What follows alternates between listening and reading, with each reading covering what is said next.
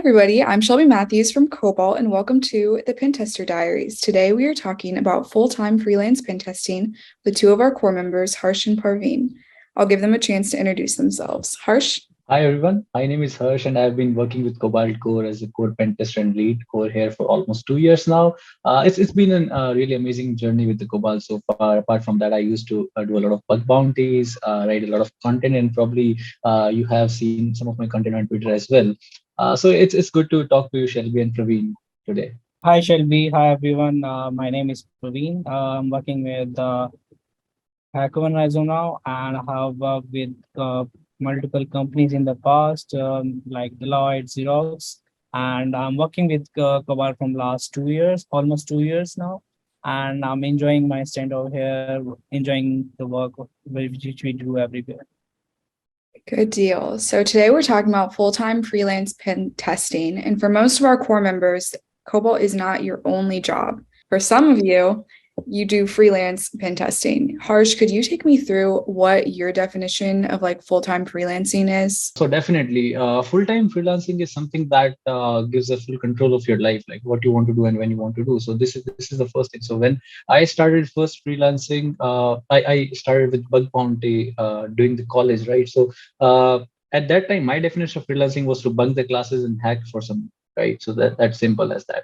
So right now, if somebody asks me like what is full-time freelancing, I would simply say bunk the office and go and hack for yourself and earn some good bucks. So this is what full-time freelancing is like. You have control over your life, what you want to do, how you want to do, when you want to plan your holidays, and all the freedom is in your hands. So yeah, this is pretty much what I would define it as. That makes sense. So basically a more flexible schedule for what you want to Yeah, do. definitely. Do you have anything to add, Parveen, or how did you get started? Yeah, so basically, same like Harsh, I also started doing bug hunting since my colleges. I think I started around 2012, and at the time I was in college, and at the time the bug bounty was still trying to be in fame, which was still the new phase of the. Then I think during that time, I think in 2013 or 14, Hackathon came in. Bug or there are multiple stuffs coming in, multiple platforms are there, and then gradually I've seen a couple of companies, organization like Google, AT&T, and Yahoo also, they started their running their own programs, and gradually it increased day by day. And I've seen a lot of changes in the environment nowadays. And when we talk about freelancing, yeah, obviously it help us when we uh, first, obviously, it will help us grow our skill set as well. Second thing, obviously, it will help us extra amount of money as well, so that we can hang around, we can do extra whatever we want, we can roam around the country without any worry. We can work from anywhere. That's the best part. We can work from mountains. We can work from beaches. That's the best part I would love to say, because it's completely up to us whenever we want, whenever we'd like to work. So that's the best part I would say to you work on freelancing stuff. Did either of you guys ever work like a traditional 9 to 5? Yeah, pretty much. I guess we both worked a lot for a lot of years, like full-time job and like doing a lot of crazy stuff and still managing a lot of time for freelancing because when you like have those skill set and when you have a chance to go and earn those extra bucks, like why not, right? Yeah, for me it's almost 10 years now. Doing pen testing, leading the team, working with the team, and I think during my first two jobs, 9 to 5, I was doing just pen testing and pen testing. So that was my regular schedule. But apart from that as well, I was always inclined towards bug bounty and was doing in my free time. That makes sense. So what was there like a turning point when you were like in your 9 to 5 where you're like, I don't want to do this anymore. I want my own schedule, or was it just like a natural transition? For me, it's just a natural transition. So basically, I gradually worked more during the COVID period. So Mhm. earlier, I used to work, directly from my office. But during COVID time, we all have our working from home, and it gives me as a time me extra time as well to work on some of the stuff which I always wanted to do, like bug bounty. I would say during the COVID time period, I enhanced a lot in my skill set as well. I hopped onto CNEC, I hopped onto HackerOne, Cobalt, And yeah, I would say it's a huge improvement in my skill set as well as the time which I'm managing. So yeah, that's an amazing time, but last 2 years are amazing. That sounds great. Harsh, do you have anything to add about that? How was the transition? Uh, Yeah, definitely. So I would say that again, it was a natural, and for most of the freelancers and even like the guys who are like working full time or part time freelancing, it would be like more of the same, like how they can go about ending those extra work so that they can have a very pretty good lifestyle, right? For me, one of the another thing was like the burnouts. I was involved heavily in writing content, doing like various stuff, not just the pen testing or the full time job. It totally like burned me out like anything, and I was like not able to pay attention to my full time job, or maybe I'm not able to do something. Like basically my focus was drifting somewhere, so I thought to take a break from things, and then I started this thing like full time, and then yeah, it's all good now, like ready for the new challenges right now. Yeah. I wonder, so now since you guys are both working for like multiple companies doing pen testing and bug bounty, what steps do you take to kind of set boundaries for yourself to make sure you're not overworking yourself in a day? Because like we at Cobalt, we don't know what you're doing at like HackerOne. We just know what you're doing at Cobalt. So we could schedule you like a million things because we Yeah. wouldn't be the rest of your schedule. So how do you set those boundaries? So for me, I have like a yearly earning limit, right? So let's say if I have like I want to earn, let's say 2 lakh, like $200K this year. As soon as I hit that goal, or once I know like every month that okay, I'm like, let's say my monthly goal is to earn, let's say $10,000, and once I'm near to that, I'll stop like bidding, I'll stop taking projects, or I'll basically stop at that particular based upon my needs and wants and my current lifestyle and what my future lifestyle should be, what my future investment should look like for the future generations and everything. I have like created a complete boundaries like for the next 5 years, that okay, this year I want to earn this much, next year I want to earn that much, I want to do this investment, I want to go here and there. And so basically the whole budget is like calculated. So based upon that, I once I reach that, I stop. Or the second thing is like as soon as I feel like okay, this is like overwhelming, I'm doing it more than I should be doing, right? So I stop at that time as well. Good. How about you, Parveen? How do you set boundaries for yourself? So basically, for me, I always chose those engagements whom I feel that I would learn something new on the engagements. Also, I chose only specific engagements which I think would be helpful for me, beneficial for me. So I specifically chose those and try to work on those engagements. That's the best thing which I generally do, and on the basis of those, I plan my activities for the month, and that's how I try to deal with it. And I try to go out once a month so that I can work on my stuff easily. That makes sense. Do you guys feel like full-time freelancing is sustainable for your lifestyles? I know some people think, and like me, like my first thought is, how are you making enough money to survive when you're not counting on like a full-time salary that's coming in? So has it been sustainable for you? Oh yeah, that's a great question, I would say, because obviously we have to think about how the future looks like for us. So that's obviously a worry, but I think for me, I'm planning accordingly. Uh, how my finance would be in near future, and accordingly, I'm working. Uh, I'm not a big fan of saving.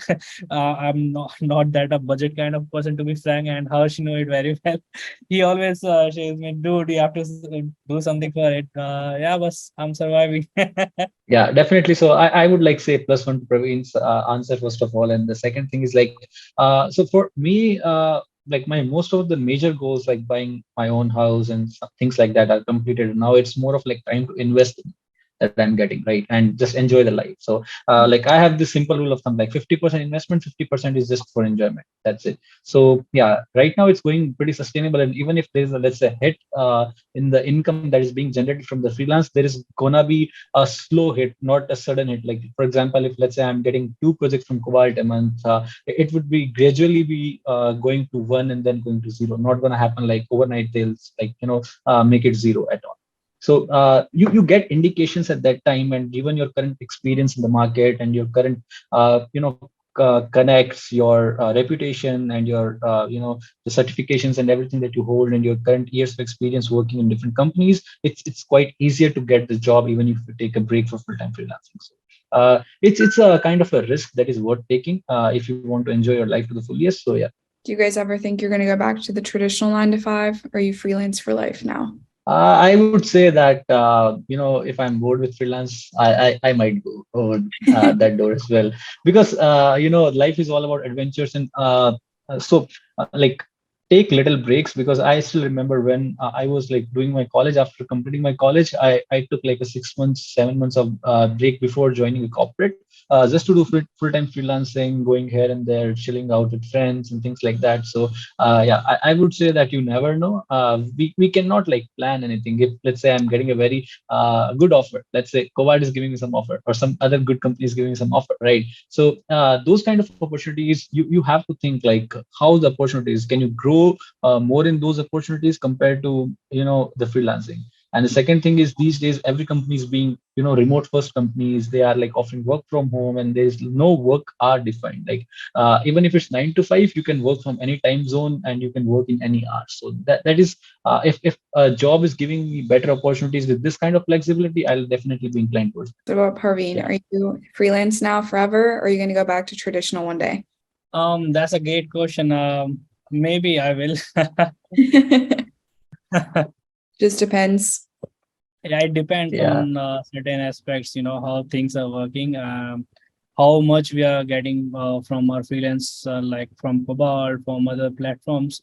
And based on, if the, like Hirsch said, that if you are getting any good opportunities, and obviously we have to think about whether it will be beneficial for us from the career perspective, from the future perspective as well. So that's what I think we need to wonder about, Mhm. whether we need to do it or not. What is like the one thing, if you had to pinpoint one thing that you think is the biggest con of freelancing, like what you don't like that you wish was different? Let's say for the first 20 days of the month, you're not getting any bounties or any projects, you are gonna get very serious about things, and you are gonna get a high BP for sure. So this is the only drawback that I see. So for example, if I'm getting the bounties in the very first week, or even the start of the month, or let's say some good pen testing projects in the very start of the month, I am like happy for the rest of the month, right? Because my goals for that particular month are now.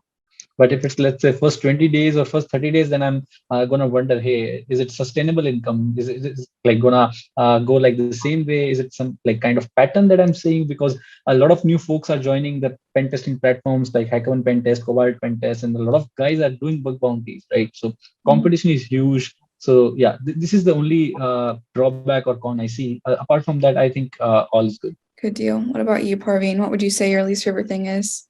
Yeah, I mean, so for the harsh first point, yeah, I also do worry about it. So if I do not get any of the engagement in the first week or the second week, I do also worry why I'm not getting new projects, because it obviously it depends on our livelihood on that. Also, it also depends on how we are doing on other platforms as well, how much we are doing, how much we are getting bounty from that, because it's a lot of competition in our market nowadays. There are so many amazing hackers out there who are always ready to find an amazing bugs, and if you're late even by a second, you will miss the chance. So yeah, it's always a bit of worry, I would say, the con. But as of now, I'm getting the work, so I'm enjoying it. But yeah, obviously, this will be the one point which will always be a worry point for us in Yeah. future for sure, because a lot of things are dependent on this. You guys are way more risky than I am. I'd be too trusting. Yeah, yeah, definitely. Yeah, you were in our shoes like while the time you were intern with the Cobalt. It's the same thing, right? Like No, I'm gonna convert full time or also, yeah. So you yeah, have been to that place already. Yeah, that is true. All right, yeah. let's round it out with if I was a pen tester from the core and I worked 9 to 5 and I was looking to switching to just full-time freelancing and I came for you for advice, what would you tell me? Yeah, sure. So basically, first of all, I would ask you how many engagements you are getting a month, and what are your other income sources as well. Are you fully dependent on the Cobalt only, or you have some other income sources as well, like pen testing on some other platform, or maybe bug bounties as well? How good you are doing on that, and what are your finance look like? I mean, what are your future plans for either you are wanting to buy a house, you want to do something, buy a new car, or do you have some responsibility in your house which you have to fulfill that first? So based on that, for example, obviously we all have to worry about parents or the family, future wife, or whatever. So depending on those things, I would say take your call on that. And if you are financially very sound, then obviously you can go ahead and start fully working on based on the Cobalt's engagement or the bounties as well. So based on that, I would say take a judge on that. But before going further, I would for sure ask this guy how long you are working on the platform, because that makes a lot of things. Because if you're working with the hack with Cobalt from for example 1 year or 2 years, then obviously you are a bit settled. But if you are in the first year of with Cobalt, I would highly not suggest to do it, because the things are not settled yet. I like that answer. Harsh? Yeah, definitely. Like plus one again to Praveen's answer. Like he most covered all the aspects. So a few more things I would definitely ask and advise someone is like, what is your patience level, right? How much or how long you can wait actually before you start to worry about not getting any bounties or projects. This is really important, because otherwise you will start feeling the mental pressure and the burnouts. Let's say if you're not getting a bounty straight for 2 months or 3 months, right? Instead of like are you pretty comfortable like getting a good bounty rather than getting multiple bounties, or like a good big project rather than getting multiple projects? So this is one thing. Second thing is like, if the freelance is not working out for you by any chance or any day, is it possible for you to go back and find a job immediately? What are your level of connections, and how easily you can go and get back to the job if you need to be, right? So again, like apart from the financial aspects that Praveen covered, that how financially strong you are, that how many projects you are getting, and what is your experience doing this freelance and communication and all those things. So yeah, definitely you should look out for all those things as well. It's quite important, right? And the patience is the key again in the freelance. Like you have to sleep very less, because this is why you are choosing freelance over the job, right? So that you can enjoy your time the way you want. But if you will kill your time like waiting for the projects to come or waiting for the bounties to come, you are actually doing it wrong. You are not enjoying the freelancing. It's better that you do a full-time job and do a part-time freelancing. If you want to basically chill out in your life, you have to like be patient enough in terms of like getting new bounties and projects. Yeah, this is all I guess. All right. Do you guys have anything else you want to say? I would say as a more of a closing remark is like at least you should try full-time freelancing once in your life, because this is gonna teach you a lot of things. The first thing that it's gonna teach you is whether your decision-making power is actually accurate or not, like how you are judging your capabilities and skills. Secondly, we'll also get to know that how making connections and being in loop with the community is important. If you have like connections, if you are like in touch with community, giving back in the forms of like blogs or kind of anything, right? It's easy for you to get recognized and get back into your job. Another thing, always ask your freelancing platforms like Cobalt, or if you are doing freelancing with anybody else, or like just doing with the private clients, always ask for some kind of attestation letter, experience letter kind of thing, or maybe an appreciation letter from them, which could be served as the proof that you actually worked on, let's say 2 years over, let's say 50 engagements with Cobalt or with XYZ platform, right? So these kind of the things that you should always keep in mind, and always keep a backup plan. Like, what if freelancing fails? Do I have enough funds to sustain for, let's say, next 6 months, right? Because it may take me next 6 months to find a new job. So yeah, that's all, and happy hunting. Closing remarks, Parveen? Yeah, I also have this sort of similar remarks. So will I be able to survive for 1 year, or before that, I would first try to see whether I'm uh, engaged on multiple platform, whether I'm doing bug bounties, even if I'm doing bug bounties, whether I'm getting private invites, whether I'm getting proper work engagements from Cobalt as well. And based on that, if once my things are settled, then I will take a call that okay, let's do it. Second of all, like Harsh mentioned, it's very, very, very important nowadays to have a networking connections, because that's how you will grow yourself. And if things go south, then you will have someone to to whom you can reach out that dude, I need help, and I'm ready to work full time. Or if you guys need some engagements, even if not the full time, then we can ask our peers, and like we can take a help from them. Perfect. Well, thank you guys so much for joining me today. I feel like I've learned so much. I don't know if I'm ready to take the jump to freelance, so I will stay at Cobalt for now. But I appreciate it so much, guys. Yeah, thank you very much for having us, and it was great talking to you. And definitely, we'll hope that you will be intrigued by our work and will be pulled out towards our side and be like core pentester in the near future. So yeah, Thank you, Shelby. It was great talking to you. And yeah, we wish you all the best. Thank you guys. And thanks everybody for listening.